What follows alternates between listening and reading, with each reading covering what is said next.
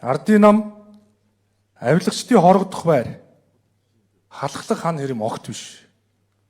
Монголын маргааш дуусахгүй гэдэг шиг авилгын эсрэг чөлөөлтөд дараагийн удаагийн шоошлуулах хэрэггүйгээр яг одоо зарлж байна.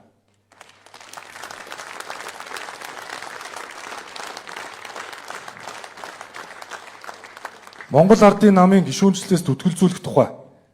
Монгол ардын намын даргын хувьд прокурорын байгууллагаас авилга албан тушаалын хэрэгт ялагдчаар татагдсан улсын их хурлын гишүүн Амар Баясгалан эрчим хүчний сайд алсан 50 бих үндсэн хууль зөрчсөн үндсэн хуулийн цэцгийн төгөлдөр тогтоогдсон улсын их хурлын гишүүн булган туяа нам дамнсан бүлэглэл байгуулж нийгмийг эмх замбраагүй байдалд удаа дараа төрхрөн Монгол ардын намын бодлого үйл ажиллагаа зохион байгуулалтаагаар гүтгэн харлуулж намын бодлогыг хувийн офисоос говьүүлэн завхруулж намын гишүүний ёс зүй сахилах хариуцлагыг уландаа гიშгсэн баг хурлын гишүүн асан Монголын үнэн сонины эрхлэгч асан Амундра нарыг Монгол ардын намын гишүүнээс чөлөөлөх нь зүйтэй гэж үзэж байна.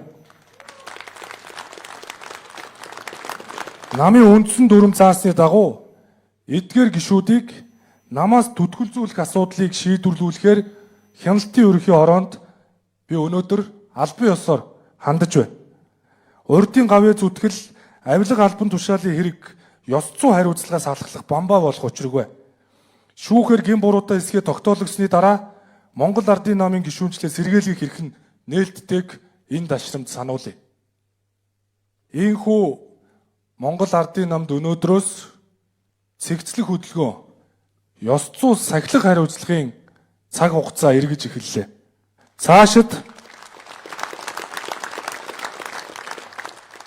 Цаашид ёс зүй сахилах хариуцлагын зөрчил гаргасан. Прокурорын байгууллагаас ялагдагчаар татагдсан. Авилгын гэмт хэрэгт холбогдсон. Намын нэр хүндийг унагсан. Намын бодлого зөрчсөн гишүүдийг хяналтын ерөнхий ороо ёс зүй хороонд намын даргын хуваар өгж үе шаттайгаар шийдвэрлэх ёстой гэдгээ мэдэгдэж байна.